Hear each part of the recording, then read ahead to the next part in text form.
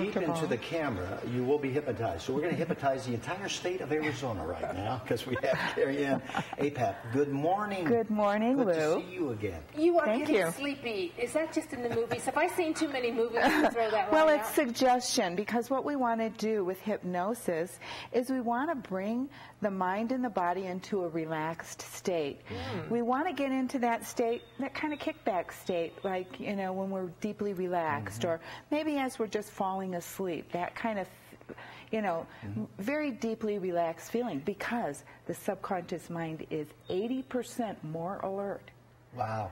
At that time. Yeah, maybe yours is. When you're in a relaxed state? Yes. So the subconscious mind is alert then? Yeah, when the conscious mind is quiet a little bit. But now, during the day, well, I shouldn't say during the day, I'm talking about, I don't mean sleep. But then, so normally the conscious mind overrides the subconscious?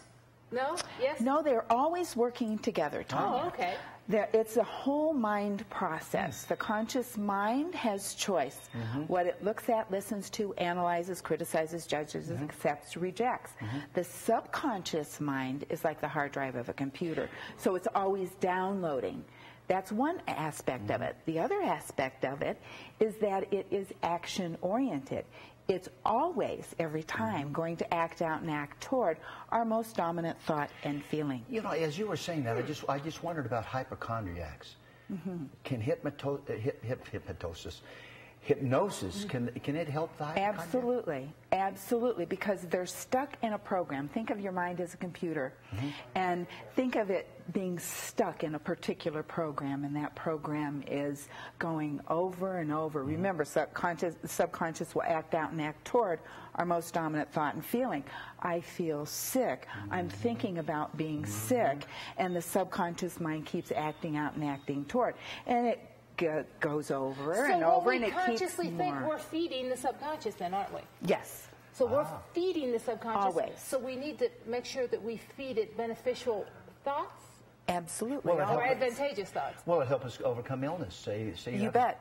It will. You bet. I'm a medical hypnotherapist. And clinical. And clinical and medical hypnotherapist. And so I often work with cancer patients who are going through chemotherapy, prepping for surgery. I do hypnobirthing. Birthing is so beautiful when it's done with hypnosis. Mom just relaxes, lets her body and her baby do the work. But you were saying hypnosis, we won't do, I think Tanya was talking about that before the show, we won't do what our conscious... You can't be coerced to do anything morally or ethically against your character, right? Because they're always working together. And consciously, you have choice. That's our gift. That's our God-given gift. That's free will. Can never, ever interfere with that. Subconscious mind could care less what information we give it. Good, bad, or indifferent, it's going to act out and act toward whatever we give it. Is it true that some people just can't be hypnotized? Or is it? No. This is my take on that. If anybody is average or above average intelligence, they absolutely can be hypnotized. If there is a mental illness of some kind, Alzheimer's or, you know, any other type of mental illness, or if they're under the influence of drugs or alcohol, then their mind is not working as it typically would anyway. Obviously, weight loss. That's the thing. I think we say, oh my goodness, if I could just be hypnotized, I could lose 10 pounds. I wouldn't eat all this food. Yeah. Well, it's about reprogramming that and beginning to think like a thin person. Think of it this way.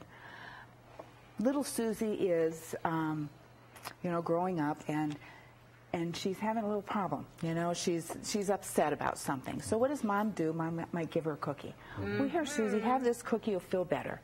Or, you know, have this little. We'll give you a little bowl of ice cream, and that'll make you feel so much better. So Susie learns to associate food with how she feels and feeling good. Well, then they have a family meal. And Grandma's there, or it could be an aunt or anybody at the table, and they say, "Oh, Susie, you're kind of not looking. You know, you're getting a little fat. You're getting kind of chubby. You better watch what you're eating." So Susie, all of a sudden, is thinking, "Oh, gee, you know, she's feeling criticized. She's not feeling very good about herself." So she eats more. So she eats more because there's the emotion. Then she goes, she's brushing her teeth that night, and there she is looking at herself in the mirror and thinking, oh, I'm really not very attractive. I'm heavy. I'm heavy. You know, I don't look very good. So again, Lou, similar to what you said before, she starts to get stuck in that program of overeating with emotion and then thinking poorly of herself. So it's a vicious cycle. It's a vicious cycle. So she can eventually say, I'm going to go on a diet, I'm going to lose that weight, but not taking care of that emotional part of it. And that's what they end up going back and gaining the weight back. That's what hypnosis will do, though. That's right. Now, we teach our clients how to think and act like a thin person. So can they self-hypnotize? Once you've hypnotized me, can I go back and do that myself? You bet. You bet. And well, that's what I want. When I work with my clients, I want to teach them how their whole mind works. I want them to be aware of when they're being programmed, how they're being programmed, and how to reprogram themselves. So absolutely, part of my program is self-hypnosis. So much better than the diet pill. It is. And it's not a diet.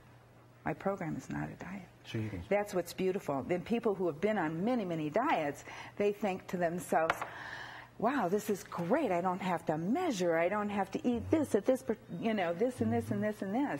And it's so much more comfortable for them. They get at ease. They get in relationship with their body. They feel when their stomach is beginning to feel full. Absolutely. So it gets to be a habit. Yeah. It gets to be a program. You know, that new program overrides the old program.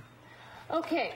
I know there's many ways to think like a thin person, but for sake of our audience right now, and I know you only want to give away one of your techniques or secrets, give me one thought how to think like a thin person. Okay. Well, number one, thin people never weigh themselves. They don't weigh themselves. It's not a big issue. They're not concerned about it. And for a thin person, on a scale from 1 to 10, 1 being hungry, 10 being full, a thin person's going to stop eating at around 6 or 7. Yeah.